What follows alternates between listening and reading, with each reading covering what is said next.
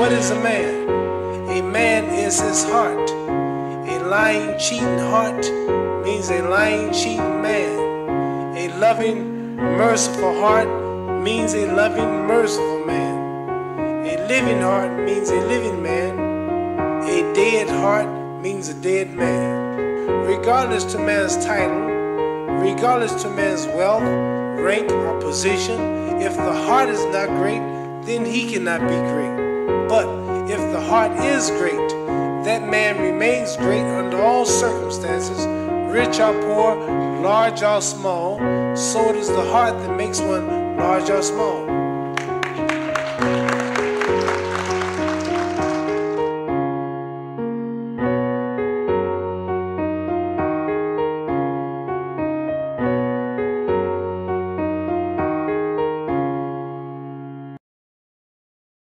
Muhammad Ali, one of the most iconic and influential figures of the 20th century.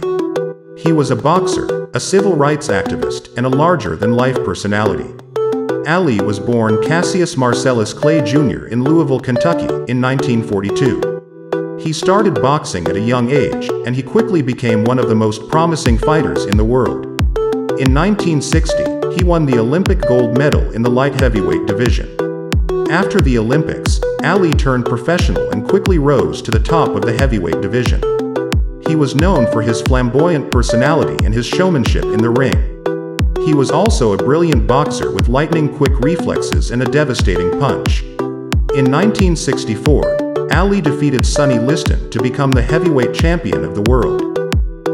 He would go on to defend his title 9 times, including a famous rematch against Liston in 1965. Ali's career was interrupted in 1967 when he refused to be drafted into the Vietnam War. He was stripped of his title and his boxing license, and he was not allowed to fight for nearly 4 years. During this time, Ali became a vocal opponent of the war and a leading figure in the civil rights movement. He was arrested several times for his protests, but he never backed down. In 1971, Ali was finally allowed to return to boxing. He won back his title in 1974, and he went on to fight some of the most memorable fights in boxing history, including victories over Joe Frazier, George Foreman, and Larry Holmes. Ali retired from boxing in 1981, but he continued to be a public figure and an advocate for peace and understanding. Muhammad Ali was a complex and controversial figure, but he was also one of the most inspiring and influential people of the 20th century. He was a champion in the ring and a champion for justice outside the ring. His legacy will continue to inspire people for generations to come. What you gonna do when you retire from boxing? All he wants to do when he retires. When I retire from boxing, I really don't know. I want to say something right here. This might make you all think.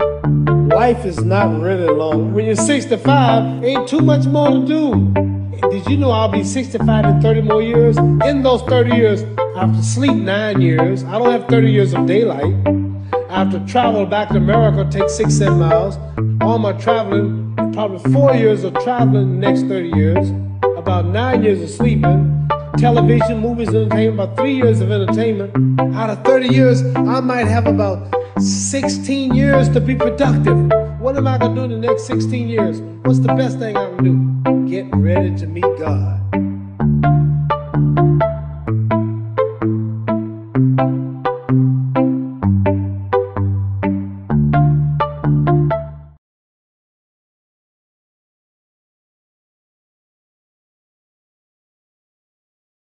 Now I am become death, the destroyer of worlds.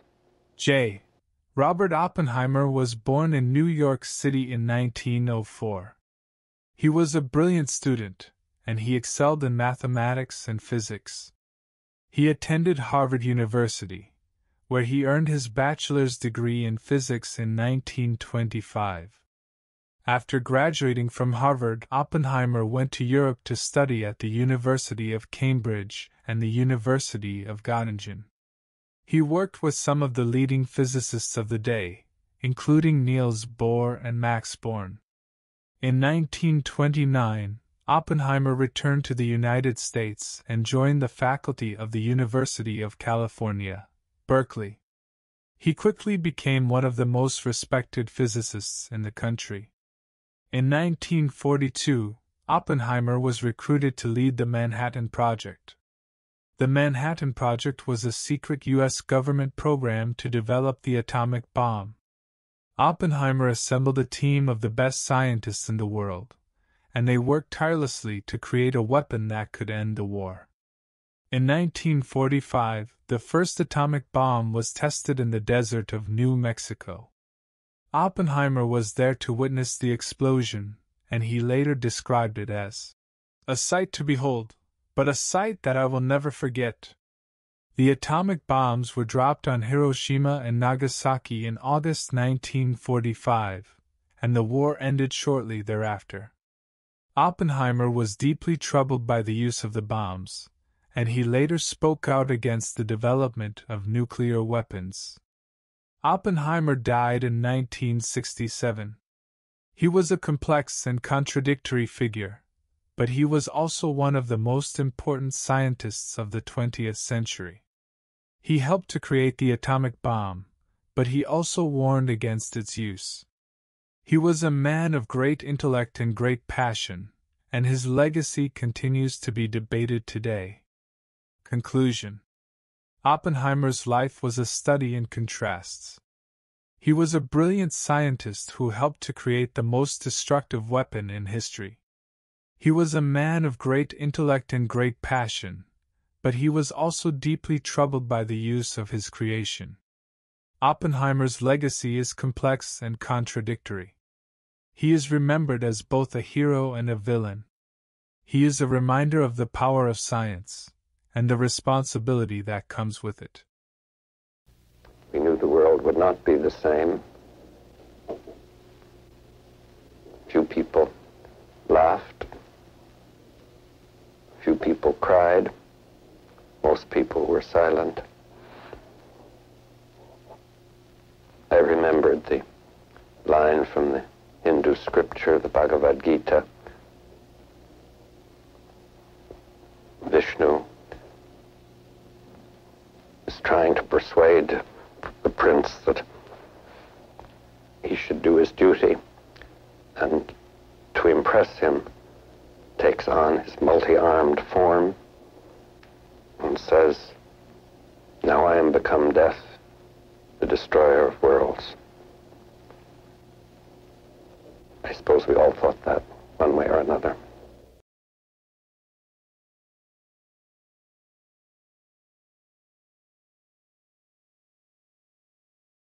Baldwin IV of Jerusalem, also known as the Leper King, was a remarkable figure in medieval history. He was crowned king at the age of 13, despite being already afflicted with leprosy. Despite his illness, Baldwin ruled the kingdom of Jerusalem for 11 years, during a time of great turmoil and danger. Childhood. Baldwin IV was born in 1161, the son of Amalric, Count of Jaffa and Ascalon, and Agnes of Courtenay. He was a healthy child at first, but when he was 9 years old, he began to show signs of leprosy. The disease progressed slowly at first, but by the time he was 13, Baldwin was blind in one eye and his skin was covered in lesions. Despite his illness, Baldwin was determined to live a normal life. He continued his education and learned to ride a horse, even though he had to wear gloves to protect his hands from the sores on his skin. He also learned how to fight with a sword and a lance. Baldwin's childhood was not easy. He was often bullied by the other children, who called him names and made fun of his illness. He also had to deal with the fear of dying young. As leprosy was a terminal disease in the Middle Ages, however, Baldwin was a strong and determined child. He refused to let his illness define him, and he refused to give up on his dreams. He dreamed of becoming a knight and fighting for his kingdom. When Baldwin was 13, his father died, and he became king of Jerusalem. He was a wise and just ruler, and he quickly earned the respect of his subjects. He also proved to be a skilled military leader, leading his armies to victory in several battles against the Muslims. He was diagnosed with leprosy at a young age, a disease that was considered a death sentence in the Middle Ages. Despite his illness, Baldwin refused to give up. He rose to the throne and ruled the Kingdom of Jerusalem for 11 years, during which time he faced many challenges, including the rise of the Muslim leader Saladin. The Leper King's victory over Saladin. Saladin was a brilliant strategist and a skilled warrior. He had united the Muslim forces in the region and launched a series of attacks on the Kingdom of Jerusalem. Baldwin knew that he would need to be clever and resourceful if he was to defeat Saladin. In 1177, Saladin marched on the city of Ascalon. Baldwin knew that he could not defeat Saladin's army in a pitched battle, so he devised a plan to lure Saladin into a trap. Baldwin led a small force of knights out of Ascalon and pretended to flee. Saladin's army pursued Baldwin's forces, and they were led into a narrow pass called Montgessard. Baldwin's forces were outnumbered, but they were well positioned. They rained arrows down on Saladin's army, and they were able to inflict heavy casualties. Saladin's army was routed, and he was forced to retreat. The Battle of Montgessard was a major victory for Baldwin IV. It showed that the Kingdom of Jerusalem could still be a powerful force, even in the face of Saladin's advances. The victory also boosted Baldwin's morale and gave him the confidence to continue fighting against Saladin. In the years that followed, Baldwin and Saladin fought several more battles. The war was long and bloody, but Baldwin was able to hold on to the Kingdom of Jerusalem. Baldwin IV, the Leper King's last days. Baldwin IV, the Leper King, lay dying in his bed in the royal palace in Jerusalem. He was only 23 years old, but he had been sick for most of his life. The leprosy that had ravaged his body had finally taken its toll. Baldwin was surrounded by his family and closest advisors. His sister, Sibylla, was there, as was his nephew, Baldwin V, who was the heir to the throne.